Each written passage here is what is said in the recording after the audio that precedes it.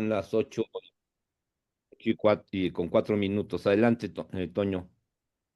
Pues muy buenos días tengan todos ustedes. Es un gusto para mí estar aquí el 3 de julio. Ya estamos en julio. Qué bárbaro. El año se está yendo rapidísimo y creo que hemos estado tocando temas torales en el desarrollo de los consejos de administración.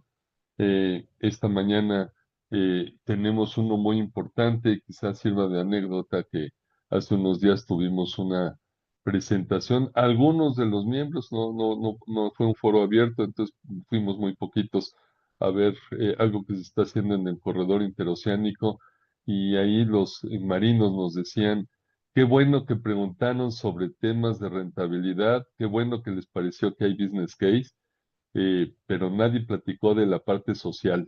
Y en la parte social tuvimos que destrabar muchos temas con las comunidades zapotecas de la región para hacer este proyecto posible. A mí me dejó muy marcado eso porque efectivamente nosotros siempre nos vamos hacia valores muy tangibles, pero la parte social es toral. Y esta mañana Alejandro Martínez Reyes nos va a platicar sobre este enfoque que debemos de tomar sobre los derechos humanos desde el Consejo de Administración. Yo felicito a Angie González y felicito a Emilio que traigan este tipo de temas que también son sumamente importantes y relevantes y pues que sea parte del actuar del comité ESG. Felicidades, Angie, y muy bienvenido Alejandro, muy bienvenido Emilio. Por favor, Angie, adelante con tu comité. Muchísimas gracias, José Antonio, y muchas gracias al colegio, Emilio, Angélica, a todos los que participaron en este espacio. Como bien dices, es un tema importantísimo, no solo de responsabilidad fiduciaria y llevar la debida diligencia con las empresas, no solo un tema regulatorio, ¿no? No solo un tema de reputación. O sea, es un poquito todo importante dentro de la cadena de suministro, de cuidar lo que hacemos de principio a fin y estar seguros que nuestras organizaciones las estamos acompañando con la estrategia correcta de respeto a los derechos humanos, que no va a ser un tema vulnerable, ¿no? Que no va a ser un tema que nos va a preocupar, sino que es un tema que nos ocupa para ir desarrollando todos los grupos de interés, en particular, ¿no? Los empleados, cadena de suministro, que están atentos a todo esto. A veces creemos que los derechos humanos se dan per se y necesitamos nosotros tenerlos visibles para garantizar que se están cumpliendo. Entonces, para el Comité de Sostenibilidad, de verdad es un honor contar con Alejandro Martínez, es un expertazo, ahorita van a gozar mucho su plática, tiene muchísima experiencia. Yo tengo la fortuna de conocer a Alejandro y a Mónica Noriega desde hace mucho tiempo y los he escuchado en varios foros y bueno, sé que nos va a simbrar un poquito las conciencias para poder meter este tema correctamente en las agendas de los consejos de administración. Entonces, bueno, muchísimas gracias de parte del Comité de Sostenibilidad y pues bienvenidos. Mu- Muchas gracias, Angie, por todo tu apoyo. Y para mí es un placer presentar a Alejandro Martínez Reyes. Él cuenta con una trayectoria de más de 25 años diseñando e implementando iniciativas empresariales y de la sociedad civil.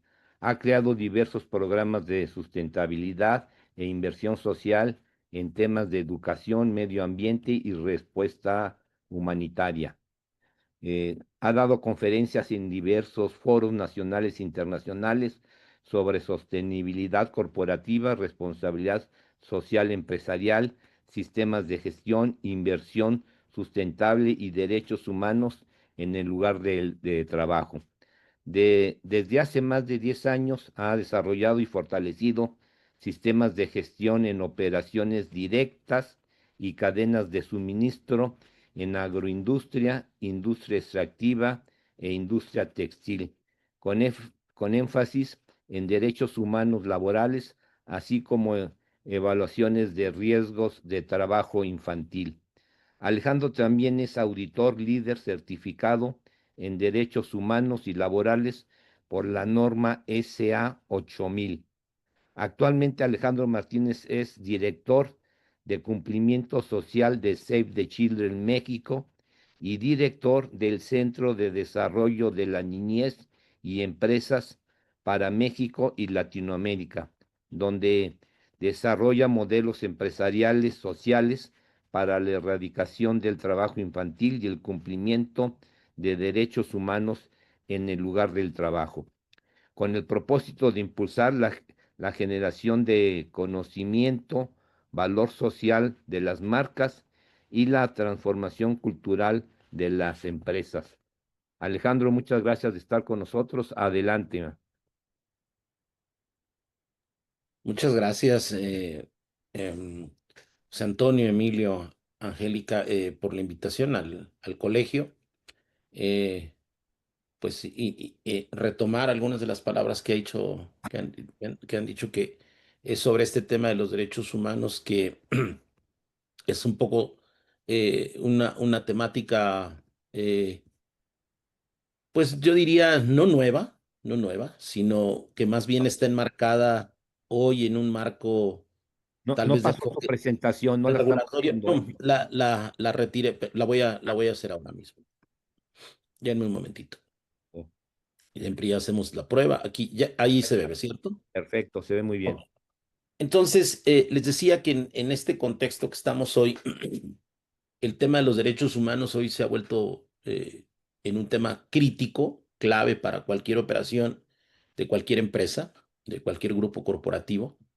Y no es que antes no se haya hecho, sino que tal vez antes tenía un enfoque más regulatorio y hoy tiene mucho más que ver con la creación de valor, tiene que ver más con la integración de cómo están las políticas, y depende mucho del tipo de empresa, depende mucho en el sector económico en el que se mueva.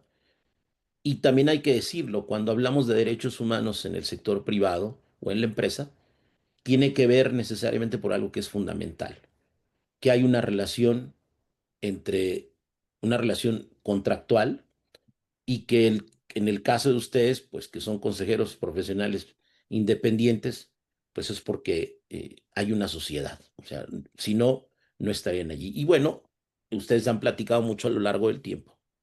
Pero ¿por qué tenemos que hablar de los derechos humanos, y por qué verlos desde una dimensión distinta y quitarnos un poco desde el enfoque regulatorio? Y creo que en ese sentido, parte de lo que estamos haciendo en el centro, que no me voy a detener, es simplemente que nosotros estamos acompañando a las empresas para que puedan responder efectivamente a las exigencias del contexto actual. Y partimos de un principio. Eh, Finalmente, las empresas tienen una especialización, tienen un propósito económico, tienen un propósito de generación de valor económico, de valor que es muy importante, pero que también hay temas que no necesariamente la empresa, ese es su fin, como tendrían que ser estos temas ahora de la responsabilidad social, etcétera. Entonces, en ese sentido, nos hemos venido trabajando con muchas marcas estos temas, pero bueno, solamente como entrada, primero, ¿por qué hablar de derechos humanos? Irnos solamente a no una definición, pero así una aproximación, porque pues está la que tiene el Alto Comisionado de Naciones Unidas, o porque tiene una organización. Pero al final, cuando hablamos de derechos humanos, son todos esos derechos inherentes que tenemos como personas. Entonces, al final, desde el punto de vista de la empresa, que es de lo que vamos a hablar en el terreno que nos vamos a mover esta mañana, tiene que ver con todo lo que tiene que ver directamente con la empresa. Y lo comentaban, realmente hay dos grandes ámbitos. Yo voy a tocar el interno, pero no voy a dejar de ver la parte externa. Lo platicaban ahora que hicieron esta visita por el corredor interoceánico. Por ejemplo, esta relación que tiene la empresa con en donde se establece, y con los enclaves económicos que genera de manera regional, ¿no? O sea, cómo se dan ese tema de otros derechos, porque la empresa tiene el derecho de crear, de generar valor, de establecerse allí, pero la comunidad tiene otros derechos que le son inherentes por estar allí. Entonces, ¿cómo se empata eso? Entonces, cuando hablamos de estos temas, tenemos que ponernos en este paraguas, que este paraguas es tan grande que tiene que ver con todos esos derechos que nosotros tenemos por ser personas. Pero de los derechos que vamos a hablar hoy son de los derechos humanos que tienen que existir en el paraguas que tiene que ver con la empresa en su ámbito de acción. Y para diferenciarlo de alguna manera, podemos decir que pues esa Declaración Universal de Derechos Humanos, ese gran paraguas, pues está bajo el marco de Naciones Unidas, porque finalmente los países se tuvieron que poner de acuerdo para crear un organismo multilateral al cual pues le han conferido como todos estos temas. Y ahí tenemos miles de documentos, de tratados que tienen que ver básicamente con varias cosas, con los derechos civiles, que son los derechos que nosotros tenemos en nuestra casa, en donde vivimos, en nuestra colonia, y con los derechos políticos, que bueno, pues ya sabemos de todo eso. Pero hay otro bloque que tiene que ver con los derechos sociales, que ya empezamos a tocar, los derechos económicos y culturales, pero que tienen que ver con el hecho de que yo soy persona y habito este planeta. Y luego tenemos otros derechos temáticos como la Convención de Derechos de Niñez, que tienen que ver con esa importancia de, de por qué la infancia es relevante, por qué los temas culturales, por qué los pueblos indígenas, los pueblos originarios, pero que al final todas esas declaraciones están allí porque se convierten en legislación nacional para su cumplimiento. Cuando nos vamos al otro extremo, los derechos humanos en el lugar de trabajo no son otra cosa que los derechos laborales. ¿Por qué? Porque los derechos laborales tienen que ver con la persona, tienen que ver con quien está allí y que tiene una relación laboral, contractual, y que entonces empezamos a tocar algunos de los convenios fundamentales y en en los organismos multilaterales, Naciones Unidas tiene esta conformación y ¿a quién le toca? Pues a la Organización Internacional del Trabajo. Pero curiosamente, originalmente todos los temas que tenían que ver con la persona tenían un énfasis mucho más importante desde la salud, desde la Organización Mundial de la Salud, y después se vino transformando. No quiere decir que la Organización Internacional del Trabajo no tenía esa función, sino que al final mucho de lo que pasaba en este, digamos, en este equilibrio, hoy lo tiene la Organización Mundial, la Organización Internacional del Trabajo. Y esos convenios fundamentales que están allí, hay cualquier país que es signatario tiene que seguirlos. ¿Y por qué los toco? Porque finalmente desde el enfoque de la empresa en cualquiera de sus ámbitos, en el consejo de administración, en la alta dirección y en la operación, tendríamos que tener un checklist o alguna manera de saber cómo nosotros estamos vinculándonos y relacionándonos. O alguien podría decir cómo estamos cumpliendo con esto, ¿no? Y eso hoy prácticamente pues está en nuestra legislación. Nuestra ley federal del trabajo yo diría que es una de las más avanzadas del mundo, pero a nivel regulatorio, no a nivel de cumplimiento. Pero no es el tema de hoy, pero sí es importante decirles que ahí están, por ejemplo, el tema de la libertad de asociación, que es uno de los temas más complejos, o como, por ejemplo, podemos irnos al tema de lo global, lo que está sucediendo hoy, con su pausa que ha tomado todo este tema de la normativa europea, por ejemplo, de la debida diligencia, ¿no? Donde, pues, yo tengo por ahí un cuadrito de debida diligencia que vamos a pasar muy rápidamente, porque tenemos que entender también y sobre todo cuando hablamos de empresas y hablamos de empresas más enfocadas al tema financiero, el tema de la debida diligencia o el due diligence está más en nuestra mente como un enfoque financiero. Pero también desde los 80s, el Banco Mundial, que también lo vamos a pasar por allí, o la corporación financiera, o el acceso a los créditos, o hoy las empresas que cotizan en bolsa, ya no solamente hay un tema financiero, hoy hay un tema que tiene que ver con lo social, y ese social tiene que ver con las personas, tiene que ver con el impacto que se hace en las comunidades, en la comunidad interna, con los trabajadores. Entonces, esos organismos multilaterales pues tienen una serie de guías, de normas, de procedimientos, y, y quise poner esta lámina porque las normas de desempeño sobre sostenibilidad ambiental y social de la Corporación Financiera Internacional, cualquier gran empresa, los gobiernos que quieren acceder a recursos de la corporación financiera, recursos financieros, tienen que cumplir con estas normas de desempeño. Y la norma de desempeño 2 habla sobre el trabajo y sobre las condiciones laborales. Y la norma de desempeño 1 habla sobre la evaluación y la gestión de los riesgos sociales. Entonces, y estoy hablando de 2012. Entonces, no son temas nuevos y exactamente ahora en la introducción que nos hacían, ustedes ven ahí la norma de desempeño la 7 que habla de los pueblos indígenas, de patrimonio cultural. Bueno, ¿y eso qué tiene que ver con la empresa?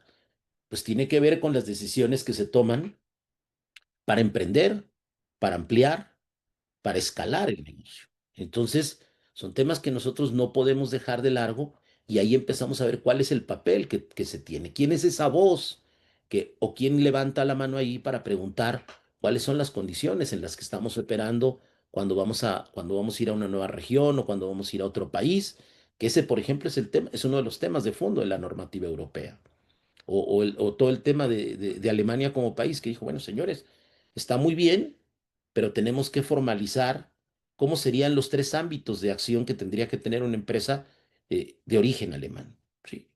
Aquellas que exportamos, aquellas que importamos o aquellas que operamos en un país tercero, que no tenemos ni materias primas del país, que tampoco las exportamos de aquí y que toda nuestra operación tiene que ver con, con, eh, con materias primas o con personal o con establecimientos que están en un tercer país, pero que son de capital o que son de origen alemán. Entonces, claro, todo eso tiene que ver con lo financiero, tiene que ver con el producto, con las normas ambientales, con las normas de relacionamiento, pero también tiene que ver con las personas. Y en la agenda global, solamente para darles una pincelada, no es un tema tampoco nuevo, porque pues venimos del gran fracaso que fueron los objetivos del milenio, donde el tema principal pues, se generaron por los temas de corrupción. Y el tema de corrupción nació en las firmas financieras en la década de los 80. No podemos olvidar esos grandes escándalos que hubo en el tema financiero. Entonces vino el tema del comportamiento, el tema ético, porque tampoco les gustaba decir el tema de corrupción. Entonces, finalmente, y ahí tenemos los temas universales, tenemos los temas laborales y los temas ambientales. Pero si tenemos en ese 10 y en ese 5 tiene que ver, ahí donde está viendo esta pelotita, todo el tema que tiene que ver con la ética, tiene que ver con que las empresas deberían trabajar contra la corrupción en todas sus formas, como la extorsión y el soborno. ¿Y eso de dónde viene? Pues si viene de una práctica que hacen las personas, pero viene desde cuáles son las políticas que se establecen en la empresa y las políticas no las define un director de la empresa, las definen desde el consejo de administración y desde cómo se hace este tema regulatorio interno, si lo queremos ver así. Y todos los temas laborales que no, que los vamos a tocar más adelante. Y después nos vinieron los objetivos de desarrollo sostenible, que son todos estos que son la famosa Agenda 2030, pero que cuando tenemos que ver con la empresa en estos temas, hablamos de ese 8 que tiene que ver con el trabajo decente y el crecimiento económico. O sea, el crecimiento económico no es crecimiento económico pasando por encima de todos, sino tiene que ver con la relación que se hace, que la empresa tiene al interior y que entonces quién vela al interior. Y es un poco de lo que vamos a ver.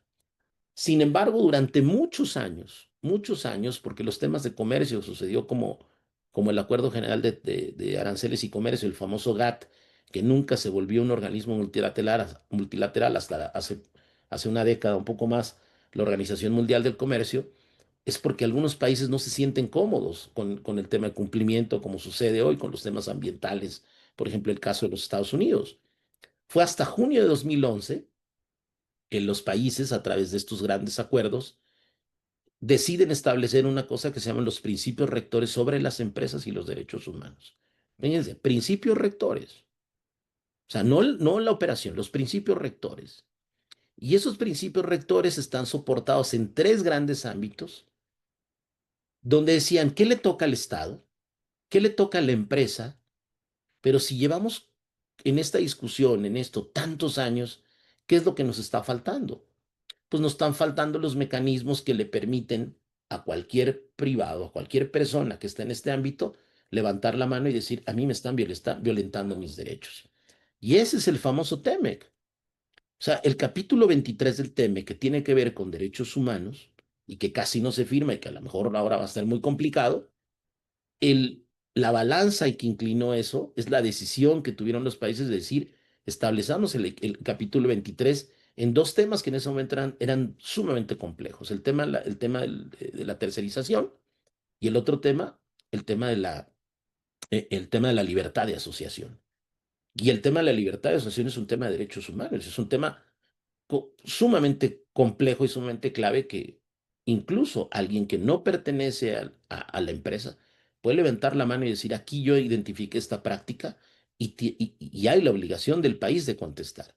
Y esa fue la experiencia que se vivió en el primer caso en el panel de controversias. Entonces, eh, lo que quiero resumir acá es que el Estado entonces tiene un marco legal, un marco jurídico, la empresa tiene políticos, códigos y directrices, pero nos faltaba este mecanismo. ¿Cómo las empresas hoy establecen estos mecanismos que les dicen de agreements, mecanismos de quejas, los mecanismos de comunicación?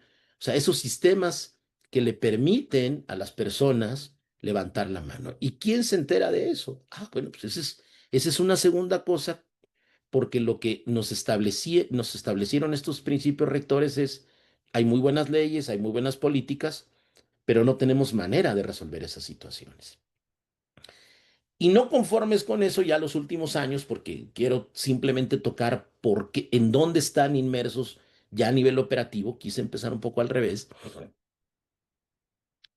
Toda la práctica europea del famoso tema, la Organización de Cooperación y Desarrollo Económico vino impulsando este concepto de la conducta empresarial responsable, que es, digamos, un tema mucho más amplio, o es hablar de responsabilidad social o de sostenibilidad, pero me parece que es muy acertado, porque lo que hacen es decir, con esta guía no queremos crear algo nuevo, sigamos los principios que tiene la Organización de Cooperación y Desarrollo Económico, que había establecido directrices muy importantes para los temas de ética o anticorrupción. Retomemos este documento de principios rectores de Naciones Unidas sobre empresas y derechos humanos, que habla de proteger, respetar y remediar, pero también traigamos a la mesa todo lo que tiene que ver con el empleo y las relaciones, o sea, los derechos fundamentales que ustedes vieron. Entonces, esa es, digamos, la maravilla, que hoy se habla del tema de la debida diligencia, que es esta hoja de ruta que se propone que todas las empresas, desde los consejos de administración, digan, se pregunten, oye, ¿cómo incorporamos la conducta empresarial responsable a nuestras políticas y a nuestro sistema de gestión? O sea, no es qué programa estoy haciendo de ayuda a la comunidad, eso es responsabilidad social. O cuántas donaciones tengo, o cuántas veces voy a limpiar la playa, o voy a limpiar el río. No, se trata de algo mucho más robusto, que tiene que ver con una política en la cual va a permear el comportamiento, y los sistemas de gestión es cómo en el día a día vamos a ir midiendo y vamos a ir haciéndose. Pero para eso, ¿qué necesitamos? Pues identificar los impactos. Necesitamos que lo que hayamos identificado, cómo lo prevenimos, cómo lo pausamos, sobre todo los impactos negativos, cómo le hacemos seguimiento a esa implementación y a esos resultados. Y lo que vino a cambiarnos mucho, nosotros tenemos un trabajo hace muchos años con una empresa multinacional, que al hacer este trabajo identificó riesgos muy importantes y dijo, señores, nosotros vamos a informar trimestralmente a nivel global de nuestro progreso, ¿no? Entonces, claro que fueron cambios importantes en el cómo se hace este tema de comunicación y cómo se hacen estas prácticas. Y finalmente, si nosotros no encontramos, identificamos ahora le dicen assessment, pero en esta evaluación encontramos cosas que hay que resolver, bueno, entonces ahora sí, ¿cómo hacemos un plan para remediar, para reparar los impactos que estamos teniendo? O sea, hoy, si ustedes ven esta hojita, pues nosotros hemos tenido una operación muy similar así, pero ¿qué es la diferencia? Que hoy tiene que ver con demostrar y hacerle trazabilidad de esto. Y por eso hoy viene toda esta corriente de ASG, que viene toda esta corriente del informe de valor compartido, el triple acción, GRI, o sea, la metodología que ustedes que utilizan y que va al Consejo de Administración y que alguien tiene que revisar y que alguien tiene que ver. Yo veo informes todos los años maravillosos que cuentan, pero las empresas poco se atreven a decir cuáles son sus grandes desafíos, qué fueron lo que encontraron. Para eso son las evaluaciones. Y lo que nos dice aquí el punto 5 es, infórmame cómo abordaste los impactos, qué encontraste. Entonces, alguien tiene que decir ahí arriba en el Consejo de Administración, señores, y me voy a centrar en eso en los siguientes láminas. Entonces, cuando entramos y estamos hablando de este cambio, de este contexto, es cómo ustedes responden, o cómo pueden ustedes tener elementos para eso, decir, los derechos humanos son mucho más que una cosa que hoy nos está complicando la vida. bueno, ¿no? Lo que hoy podemos ver es que en este cambio, que pues cada día las empresas implementan políticas, prácticas para poder demostrar, porque hoy, desafortunadamente, esa es una tendencia a lo regulatorio, pues tenemos que tener no solamente que demostrar, sino tener trazabilidad del tema del cumplimiento. Empezó de forma voluntaria, pero hoy pues la ley lo hace exigible. Las marcas, ninguna marca quiere verse involucrada en estos temas controversiales porque cuestan mercado, porque finalmente hoy los consumidores, el mercado, tiene mucha más información, está más informado incluso que nosotros, y en ese sentido, pues nuestras marcas son más sensibles, nuestro trabajo es más sensible, y el sector de servicios hoy también está pasando por un tema muy complejo. En la actualidad, entonces, es cómo este desafío de derechos humanos hacemos que se permee desde la alta dirección y la alta dirección lo tome como un mandato del Consejo de Administración. Y cómo en ese Consejo de Administración hay entendimiento y hay mecanismos de alerta que permiten asegurar que la operación que se está llevando a cabo de cualquier naturaleza, pues está cumpliendo con todas estas cosas. Entonces, la conducta corporativa responsable está respondiendo hoy a un contexto global que está más situada y que no debería estar situada en la presión social y regulatoria, pero sí mucho más en condiciones en donde las empresas entendemos que ya no son solamente evaluadas por su rentabilidad. Y eso es importantísimo, pues la generación de valor económico es importante, porque si no, no estaríamos esta mañana acá. Pero lo que es muy importante es que también cómo se está llevando, cómo se está abordando el tema del compromiso con los derechos humanos, con la sostenibilidad, con la transparencia. Y eso, ¿cómo se le hace trazabilidad? ¿Cómo podemos demostrar que eso que decimos está sucediendo? Y en ese marco, el trabajo que tienen ustedes es un papel crucial, porque ese papel crucial tiene que ver con garantizar la gobernanza y que esa gobernanza corporativa, por así decirlo, esté alineada a esos principios de derechos humanos. Y finalmente hoy, hay un Alejandro, trabajo ya sí, 360 muy, muy complejo. Adelante, Emilio. sí, mira, ahorita que presentaste la hoja de ruta de vida diligencia de la OSD, Ujú. tú no sé si sepas, pero la OSD pues es el organismo líder a nivel Sí, sí, mundial sí. en todos los temas de gobierno corporativo, ¿no? Ujú, De hecho, aquí el comité o la comisión más bien de gobierno corporativo del Consejo Coordinador Empresarial tiene su fuerza ujú, que la OSD se la dio, como se la ha dado a muchos organismos a nivel internacional, a bolsas de valores o ujú, a gobiernos.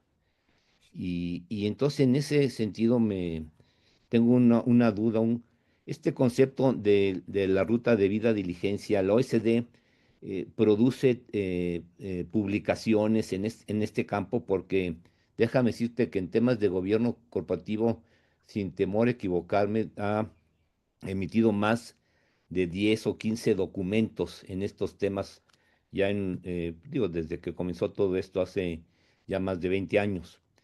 ¿Qué avances o qué cosas hay en temas de debida diligencia por parte de la OECD? esta guía que les acabo de presentar, Emilio, y que hay cosas allí que creo que tienen que tener un enfoque de derechos y eso es parte de lo que se conversa a nivel global con la OCDE, es exactamente la, este círculo que propone la OCDE para llevar a cabo la debida diligencia de derechos humanos, o sea, para hacer todos estos principios. Es una publicación que ya no es nueva, no es nueva, pero no es tan conocida porque finalmente estos temas de repente no son tan atractivos o tan conocidos, ¿no? Y parte de eso, por eso a mí me gusta presentarlo porque, y sobre todo la página que antecede, porque finalmente esa hoja de ruta lo que logró conjuntar es el tema de derechos humanos el tema de principios rectores y empresa y el tema de los derechos laborales, o sea, el tema de la Organización Internacional del Trabajo. Y a mí me parece, y lo único que hice yo fue animarla, porque como que de repente, si tú la ves y le ponen en el internet debida diligencia OCDE, van a encontrar esta ruedita. Lo único es que cuando tú la ves completa, pues como que ves, no sabes por dónde empezar, y esa es una de las preguntas que siempre nos hacen. O sea, se puede empezar en cualquier punto, pero hay cosas que tienen inicio, o sea, no puedes decir, voy a hacer un plan de acción para mejorar esto cuando no pasaste por el paso uno, ¿no? O tú puedes tener muchas buenas intenciones, pero si no lo tienes dentro de una política, pues ¿a qué responde? Yo digo, bueno, pues eso es una cosa discrecional, porque cuando no hay política, pues tú actúas dependiendo de la situación que tú ves ese día, ¿no? Entonces, este es un documento, esa ruedita parte de un documento de debida diligencia de la Organización de Cooperación y Desarrollo Económico. Digamos que es el documento marco inicial para estos temas, ¿no? Entonces está disponible en las páginas de la OCDE. Entonces, y este tema de la conducta corporativa responsable, realmente, pues siempre en español, como que nos complicamos qué palabra nos gusta más o cuál nos hace menos daño en determinado momento, pero hay toda una política ahora de que se llama SER en español, que es conducta empresarial responsable, pero bueno, debería ser la conducta empresarial a veces, dicen, es que es la empresa y nosotros somos una corporación, bueno, pues entonces toda la corporación, ¿no? Entonces, para eso. Y una de las cosas que es importante en esa conducta, en el caso de ustedes, es esta transición de un rol del consejero independiente de ser un vigilante financiero a ser hoy actores clave en la supervisión de riesgos, este enfoque de riesgos, porque eso es lo que hace esa rueda. Y ese cambios de riesgos no financieros incluyen pues, los temas sociales, ambientales y derechos humanos.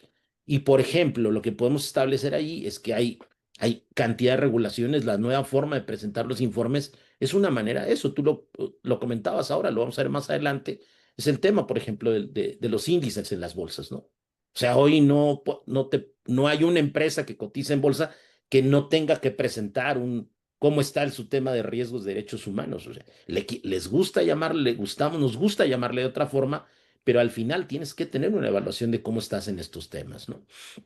Y eso tiene que ver con trabajo infantil, tiene que ver con trabajo forzoso, tiene que ver con salud, con seguridad ocupacional. Ahora tenemos la famosa ley Silla, vamos a tener las 40 horas, vamos a tener todo el tema del salario mínimo. O sea, finalmente son temas que parecería que son desde la esfera gubernamental, pero no, son acuerdos globales en los que nos tenemos, al ser parte de este concierto internacional multilateral, tarde que temprano tenemos que ir avanzando y tenemos que ir incorporándolos en ellos porque no hay otra forma. Nosotros podríamos decir que no, pero no podríamos tener, por ejemplo, el mercado exterior porque los mercados internacionales no lo exigen. Y en ese sentido, ahí están los temas más recientes, como son la libertad de asociación. Todo el tiempo hemos hablado de los sindicatos, no es la única forma, pero hoy tienen otra. ¿Y qué pasa? La empresa no se prepara para esas cosas, no se ve en el consejo de administración, y entonces pues vemos los 8 o 9 casos que tenemos en el panel de controversias, donde el primero fue notable y está documentado.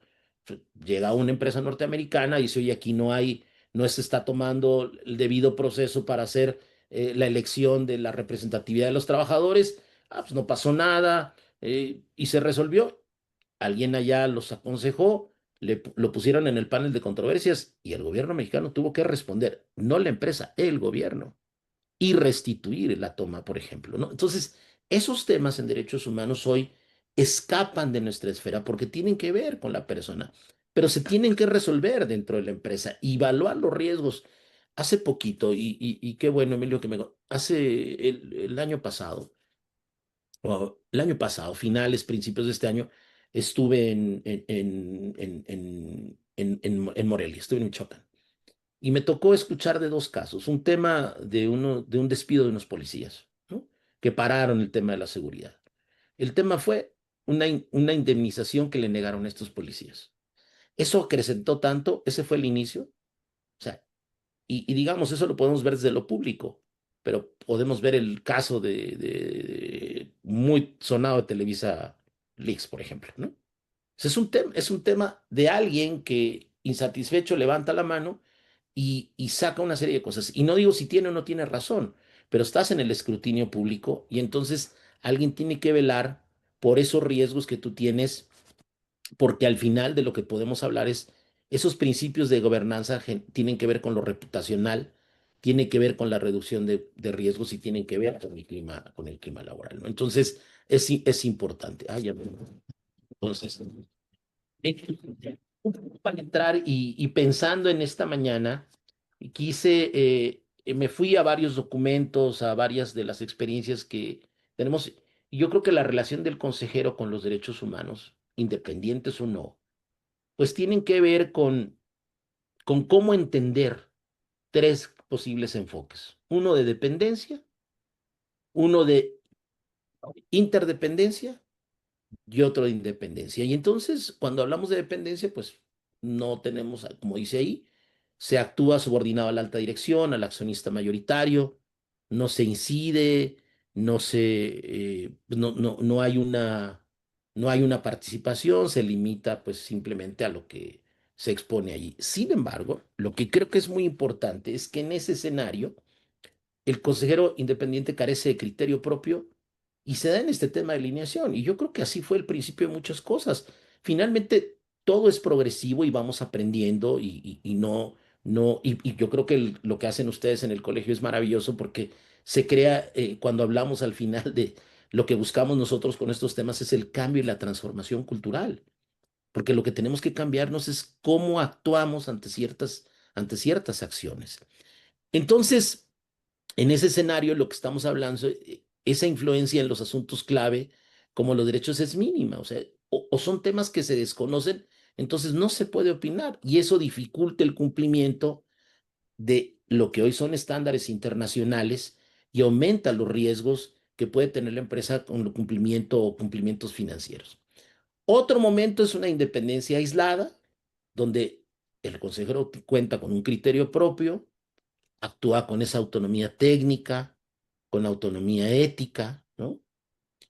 Pero ¿qué diferencia tenemos de esa dependencia o esa independencia aislada? Pues que finalmente, cuando estamos en la dependencia para mezclar estos dos, el consejero independiente, como dice ella, depende mucho o de la dirección o de lo que se dice allí o de una apatía, digamos así, y se da por cosas que vamos a ver más adelante, que son sugerencias o a unas acciones, un llamado a la acción, el famoso call action, que tiene que ver con cuando no hay formación ni criterios propios en la materia. O sea, ¿cómo se puede opinar de derechos humanos si no los conozco? Cuando la empresa pasa por encima de todo y esa es parte de su cultura de actuación. O cuando el consejo opera como una instancia meramente formal. Los riesgos son ahí: mantener una pérdida de autonomía, faltas de cuestionamiento a prácticas de riesgo, incluso a temas de responsabilidad legal ante cosas que no se toman. Y si retomamos la independencia aislada, entonces, aunque hay mucha autonomía, aunque hay mucho conocimiento técnico, esa autonomía lo que nos hace es estar aislados y entonces puede haber falta o puede haber poca capacidad de evaluar riesgos con criterio propio, promoción activa del deber de todo este tema de debida diligencia, ¿no? Que creo que es un tema que hay que permear más, hacer talleres, que la gente entienda, y el contrapeso financiero es el más importante. ¿Qué ventajas tiene? Pues hay mayor legitimidad ante los públicos que tiene, se previenen abusos, hay cumplimiento normativo. Sin embargo, eh, nos quedamos aislados. ¿Cuál es, en mi opinión, el tema donde un consejero independiente es una interdependencia proactiva, donde mantiene su independencia técnica, ética, participa activamente en la gobernanza, como dice ahí, promueve decisiones alineadas? Un documento clave para ustedes son principios rectores. Ese documento de junio de 2011 es una maravilla. Tiene cerca de más de 20 recomendaciones. Ahorita vamos a ver algunas. Y y mucho de lo que se llama ahí contribuye a una empresa diligente, o sea, que está preparada, que es flexible, que reacciona, que es sostenible, que es transparente. El tema de la comunicación es uno de los temas clave hoy en día. No podemos pensar en los tiempos en los que vivimos que haya este efecto del avestruz y sobre todo en estos temas de derechos humanos. Y en ese sentido, al participar activamente en procesos de gobernanza, colaborando en comités como están ustedes, con áreas de cumplimiento, de sostenibilidad, se contribuye a una estrategia empresarial que suponemos está alineada con temas de derechos humanos. Y ese enfoque se puede articular con todas las directrices que estamos. Hoy estamos, o sea, el tema de la desconfianza está plasmada en la cantidad de regulaciones que tenemos. O sea, esa es la realidad. O sea, cada día nos tenemos menos confianza y cada día estamos sobreregulados. En ese sentido, cuando nosotros hablamos de principios rectores, por ejemplo, nuestro segundo pilar, que es muy importante, que toca a las empresas, dice, oye, la empresa tiene que establecer, o sea, tiene el deber de establecer un actuar con debida diligencia, que significa que identificar, prevenir, mitigar y rendir cuentas por los impactos negativos de derechos humanos que hace en sus operaciones y las que hace en donde se establece. ¿Quién lo hace? Pues están en los informes ahí de riesgo, pero no hay una conciencia tal vez. Y ese modelo reconoce a los consejeros independientes en su autonomía, al tiempo que van integrando activamente en esos sistemas de gobernanza, coordinación, rendición de cuentas, donde su papel fundamental desde mi visión es promover desde el consejo este cambio y esta transformación cultural. O sea, no tenemos que volvernos especialistas, pero sí tenemos que mirar de tiempo en tiempo cómo estamos abordando para que la empresa actúe con esta transparencia y con este enfoque, ¿no? Y tal vez cuando pensamos en esta interdependencia proactiva, es un enfoque mucho más, pues, puedo poder decir, mucho más moderno. Tengo un Adelante, comentario, si quieres, regrésala, Alejandro, porque creo adelante. que es muy importante lo que estás ahorita comentando, bajo el principio que si la empresa tiene consejo de administración, Sí, la autoridad es el consejo, porque tú sabes claro. que como sociedad mercantil, pues puedes tener el de una sola persona, ¿no? Ujú, Eh, y si decides tener consejo de administración, es equipo, es un grupo de gente. ujú. Y la decisión es del consejo, no del presidente del consejo, sino el consejo como tal. Entonces, este concepto que tú comentas de interdependencia proactiva es muy importante, porque hay consejeros que creen que porque esa independencia aislada que opinan y dicen, ya con eso, si la decisión fue contraria, ellos tienen una responsabilidad en la decisión que se tomó como consejo. Muy importante, porque esa es la que se va a hacer. Entonces, hay una obligación de interdependencia proactiva que tienes tú que ejercer para dar tu opinión y en ese mismo sentido que ahorita lo estás comentando, ¿eh?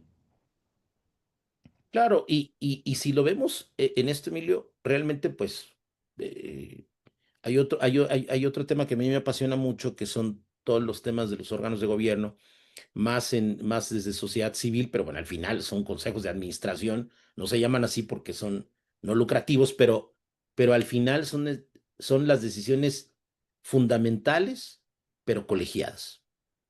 O sea, porque al final eso que tú tocas es parte muy, muy importante. Entonces, esta interdependencia proactiva tiene que tener algo que antes hablábamos del enfoque de derechos de infancia o interés superior de la niñez. Hoy hay que decir, tenemos que tener un enfoque general, un enfoque de derechos humanos y un interés superior de dónde estamos. Personas. Al final estamos hablando de personas. Entonces, este enfoque yo decía, es un enfoque moderno o vanguardista o reciente, deseable, que reconoce a los consejeros independientes que no actúan desde la soledad, desde el aislamiento, pero que sí tienen un papel estratégico para alinear la gobernanza los temas de derechos. Y lo vemos con comités, con alta dirección, con inversionistas, con la sociedad civil, con organismos reguladores. ¿Qué nos produce? Es un resultado de equilibrio, de armonía entre una independencia crítica y una colaboración efectiva, porque lo que creo que sí está pasando es que estos temas no son de moda, o sea, es algo que llegó para quedarse y que cada día, seguramente porque nos queremos brincar o porque queremos hacerle este famoso greenwashing, eh, hacemos como simulaciones de cosas que deberíamos de tener. Por eso esa ruedita de la debida diligencia es muy importante. Siéntense cuando tengan un momentito, si eso está pasando en los consejos, en las empresas en donde están, si eso es algo que se está llevando allá, o si lo entiende alguien y simplemente encargarle al director, decirle, oye, ¿cómo está nuestro tema de debida diligencia en estos temas? Mándanos un reporte de 3, 4 hojas, ¿cómo estamos nosotros? Estamos evaluando nuestros riesgos. ¿Para qué? Para que entonces, cuando hablamos de ese papel más efectivo que tiene este enfoque en dependencia proactiva, que tiene alineación internacional, esté alineado con los estándares internacionales, porque hoy o sea, no podemos decir, somos una economía centralizada, eso ya ni Cuba, ni no sé qué otro país está así, pero realmente ya este tema de la economía centralizada no funciona, somos parte de un tema global y ahí dependemos mucho de eso. Entonces, en ese sentido, eh, ustedes creo que tienen esta manera de ir avanzando con estos temas, en esto que ahora pues hay que ir incorporando estas palabras que nos gusta complejizarnos, este enfoque del ecosistema de gobernanza corporativa para fortalecer el compromiso de la empresa con estos temas. O sea, porque tampoco es que son sencillos y tampoco son atractivos tenerlos así, ¿no? Entonces, ¿cómo vería yo ese rol? ¿No? Como para ir bajando, ir aterrizando. Es un rol más pertinente y coherente, como dice, de una interdependencia activa, es aquella donde combinas tu autonomía con temas estratégicos. Tres cosas que me parecen fundamentales. Aportar criterios sólidos e independientes sobre riesgos y obligaciones en materia de derechos humanos. Ya, ahí están. Criterios sólidos e independientes sobre riesgos y obligaciones. Uno es preventivo y el otro es sobre lo que tengo que cumplir. Uno siguiente, cómo impulsan y supervisan procesos de debida diligencia orientados a la prevención, porque siempre pensamos que los impactos, pues hay que decirlo, la verdad es que los impactos siempre pensamos en el choque, ¿no? Pero los impactos pues tendrían que ser, pero acá estamos hablando de los impactos no tan positivos y al tema de la rendición de cuentas. Y yo creo que uno de los temas centrales es cómo actúan ustedes como garantes de la gobernanza ética, de una gobernanza responsable, pero también de una gobernanza sostenible. Y que eso se nutre del cumplimiento normativo, de la legitimidad social y de la sostenibilidad del modelo de negocio. Hace muchos años hablábamos de la licencia social y creo que hay que volver a recuperar ese concepto de licencia social, porque hay cosas en las que avanzamos mucho, pero que de repente se nos olvidan y que vamos dejando de un lado y que entonces obviamente que pues dices, bueno, no, es que yo estoy especializado en finanzas, estoy especializado en lo medioambiental o en lo regulatorio. Bueno, ¿cómo complementamos eso? Porque entonces, ¿qué puede hacer un consejero independiente desde esa interdependencia proactiva? Pues ahí hay unas tareas o unas acciones en las cuales se puede empezar a trabajar, que son formarse, para formarse y sostener criterios propios de derechos humanos, como lo veíamos atrás, para tener criterios, pues capacitarse, entender, leer, o sea, tampoco es que uno tiene que hacer una maestría y un doctorado, promover sesiones formativas para todo el consejo, como esta que ustedes están haciendo, ver los informes externos, hay informes maravillosos, se acaban de publicar algunos, todos los años las empresas, sobre todo las grandes marcas, tienen esto. O sea, hoy hay posiciones que se transformaron de sostenibilidad, van a ver una corriente muy grande ahora de esta posición de impacto social, ¿no? De social impact a nivel global, ¿no? Ya se acabaron los temas de la sostenibilidad, o sea, no se acabó la sostenibilidad, pero es mucho más amplio lo que se está viendo. O cómo, qué acciones para impulsar procesos de debida diligencia, fomentar reportes públicos sobre avances y brechas. Esa es una de las cosas que yo soy un poco crítico en el sentido de decir, bueno, ya hiciste una evaluación y encontraste esto, pues encontré esto y estas son mis acciones, estas me quedaron pendientes, este es mi plan de acción, para que el próximo año tú puedas hacerle un comparativo de tu avance. Nosotros con esta empresa que trabajamos hace muchos años, se encontraron riesgos muy fuertes en la cadena de suministro, se hicieron 5 o 6 grandes acciones y una de ellas era terminar, por ejemplo, con el tema de trabajo infantil, cero trabajo infantil a nivel global. Este año lo cumplieron porque se tomaron en serio esa métrica global de 2025. Promover canales de denuncia, o sea, estos mecanismos hoy, pues desafortunadamente en las empresas, ¿qué hiciste? Yo ya puse el buzón, ¿no? Y luego ponen buzón de sugerencias, no le ponen buzón. Entonces, hay que ir avanzando en eso y no solamente es eso, es cómo, si nos regresamos a principios rectores, es cómo vamos a remediar eso. O sea, qué vamos a hacer, qué mecanismos tenemos nosotros, cómo garantizamos la confidencialidad, que no va a haber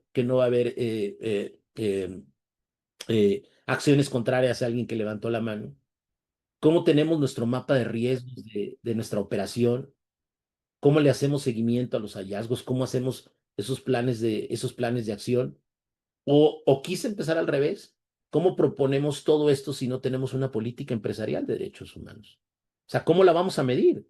¿No? Pues que cómo va a ser nuestro KPI, porque pues, nos lo van a pedir allá en el Consejo de Administración. O ustedes ahí dentro van a decir, a ver, ¿cómo estamos midiendo esto? Para que finalmente, como decíamos hace rato, es cómo actúan como garantes de una gobernanza ética, pues promoviendo una gobernanza ética responsable y sostenible a través de incluir derechos humanos en la agenda del Consejo, impulsar ahora los famosos criterios que han ganado muchísimo espacio, ESG en inglés o ASG, en decisiones estratégicas y de inversión. Ustedes den una revisada, no quise traerles hoy casos, pero vean informes, ¿no? ¿Cuáles son los 2 o 3 temas? Hoy tienen que ver con libertad de asociación, tienen que ver con ingresos, tienen que ver con el famoso concepto de bienestar, que los gobiernos son sumamente hábiles para tomar esas corrientes y convertir las cárceles en secretarías de Estado, ¿no? En ministerios. Evaluar el cumplimiento ético de la alta dirección, o sea, cómo estamos nosotros recibiendo esa información del desempeño que se está teniendo en la operación diaria. Y fortalecer la cultura de cumplimiento y de rendición de cuentas, ¿no? Entonces, en ese sentido, eh, eh, ¿cómo pensar en un sistema de gestión? Pues en una economía globalizada, de lo que sí podemos estar convencidos, es que hoy esto es un desafío. Estoy casi por terminar. Y ese desafío tenemos que ponerle política, tenemos que recuérdense esa parte central del modelo que nos propone OECD, hay que hacer política, una política de la conducta empresarial responsable con un sistema de gestión. O sea, cuando tú estás en una empresa, tú que estás en una empresa y que hay consejo de administración, en automático tiene que haber sistema de gestión. O sea, hoy no estamos hablando con pequeñas o mini empresas. Sí, una mediana empresa y no necesitamos tenerlo en comprar un software maravilloso, no, podemos estar allí. Y ese sistema de gestión nos debe llevar a un sistema de cumplimiento social que nos alerte sobre los riesgos de incumplimientos en las cadenas de suministro, porque esos son los temas torales y críticos de tu operación. Eso hoy está abordado en la responsabilidad, donde antes la empresa era del perímetro hacia adentro, así estuviera la mina, no sé qué pasaba allá afuera, porque no podemos olvidarnos que el crecimiento de nuestro país en las ciudades intermedias está dado por la industria textil, la industria de alimentos, de materias primas, en donde se consolidan o en donde se acopian todas estas materias primas y se las da un primer proceso de transformación. O sea, no podemos negar que ese es el desarrollo y crecimiento de nuestro país a nivel regional. El enequén, la minería, la caña de azúcar, el café, ¿no? Entonces, eso hoy está, como dice ahí, en la OECD, en la Corporación Financiera, en los principios rectores. ¿Por qué?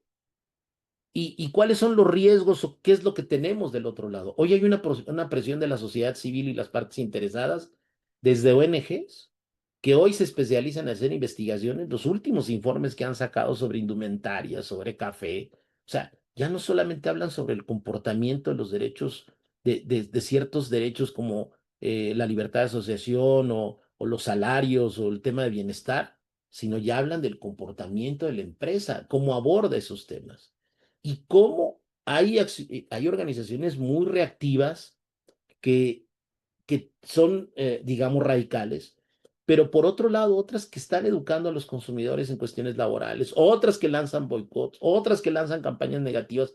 Entonces estás en medio de, muy sensible, eres muy vulnerable. La condicionalidad de los préstamos. Hoy cuando quieres acceder a recursos de la banca, del sistema financiero local y más del internacional, pues tienes que mostrar qué estás haciendo con estos temas y tienes que mostrar tu tema de vida de diligencia como mostrabas antes, pues tu tema de impacto ambiental. El tema de la reputación empresarial ya lo tocamos, pero finalmente hoy el valor de la marca es un tema muy importante y algo que decía, aquí está, ¿no? Prácticamente la competitividad y el acceso a los mercados financieros. Hoy, si eres una empresa pública en el sentido de cotizar, pues tienes que tener estos temas de desempeño social y ambiental.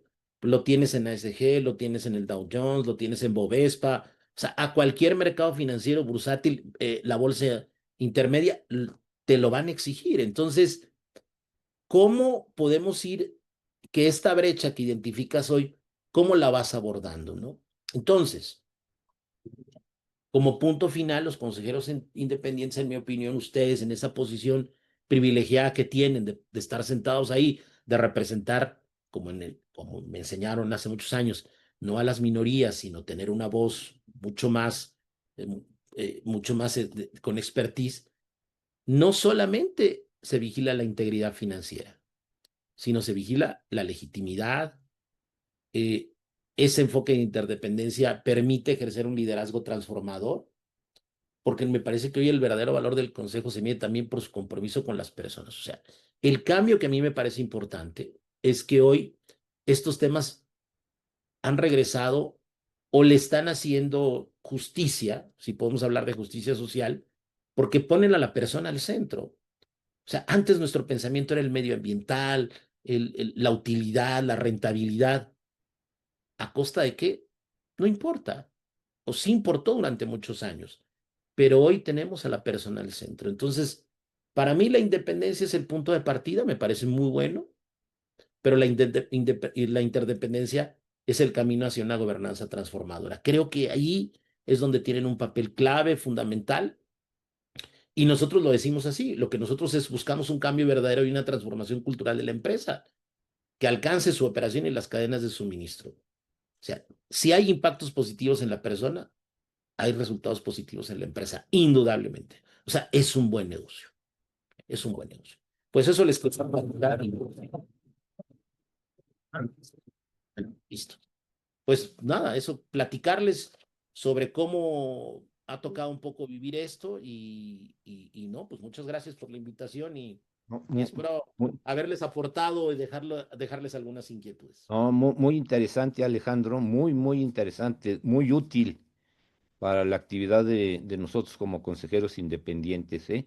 Vamos a poder contar con tu presentación, ¿verdad? Para Sí, con gusto. hacérsela. Si no, ya después Angélica ya nos las estaría enviando a todos.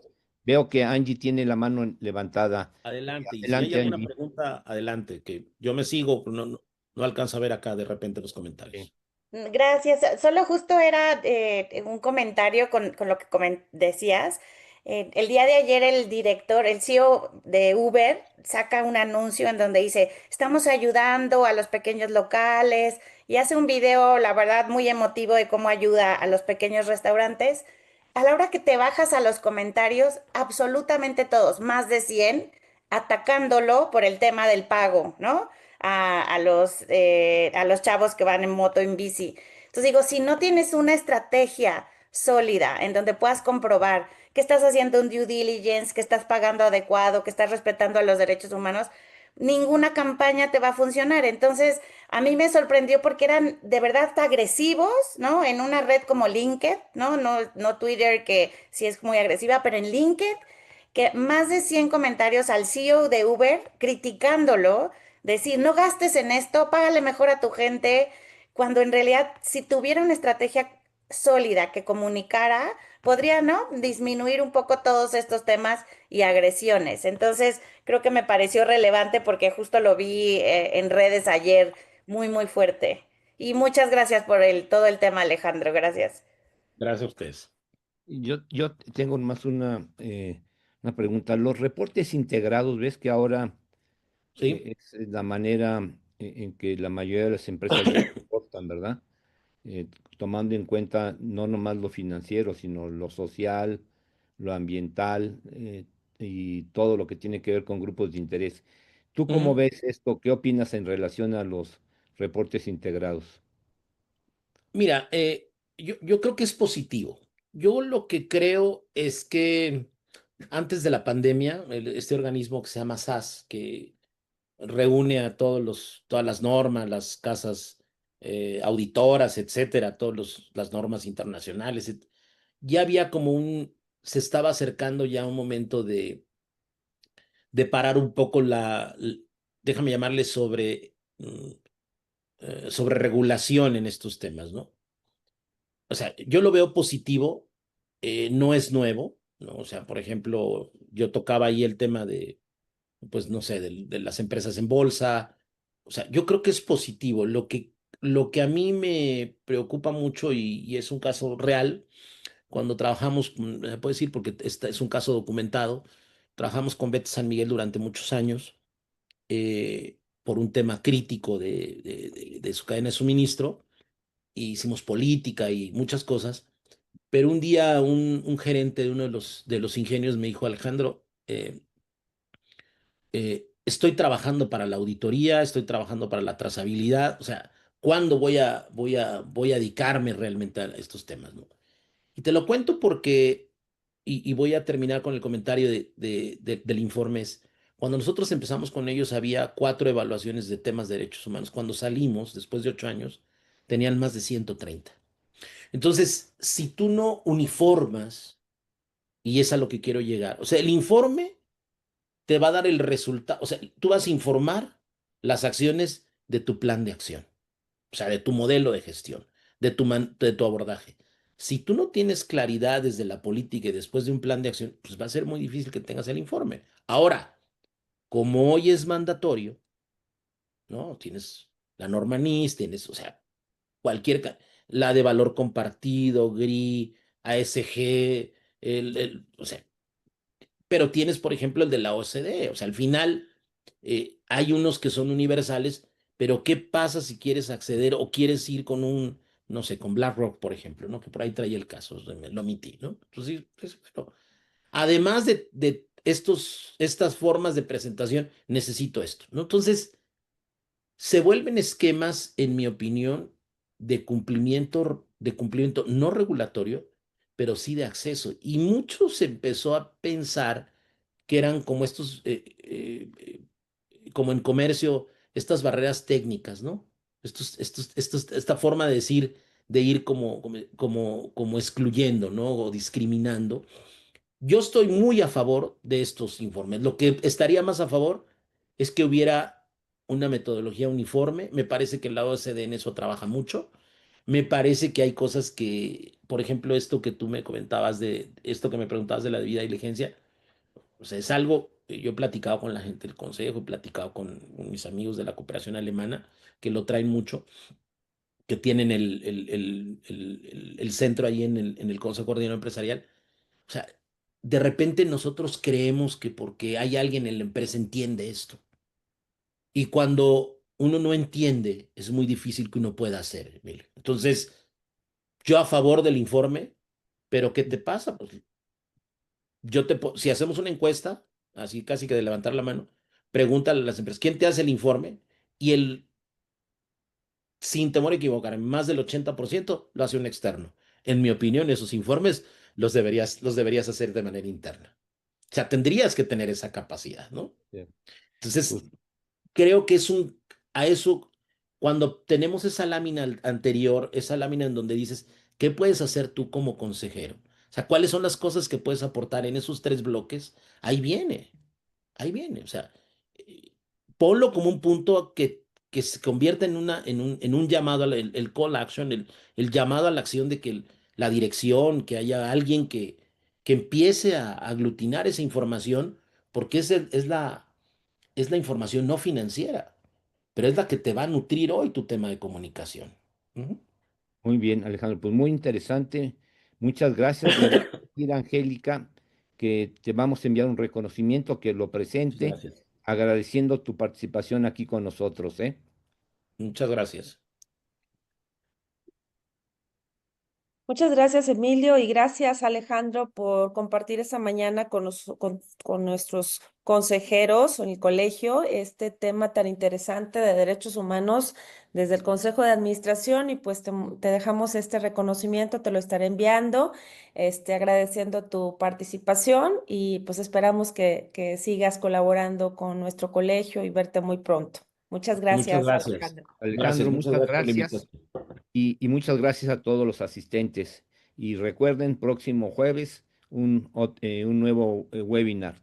No sé si quieras dar algunos mensajes, Angélica.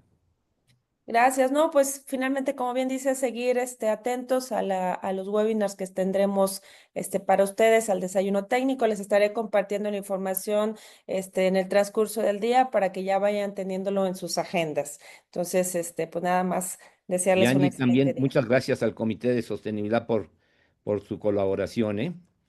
Muy bien. Nos estamos viendo. Gracias, ¿eh? Hasta luego. Gracias. Buen Todos. día. Muchas Bye. gracias a Adiós. todos. Bye. Bonito día. Bye. Bye. Bye.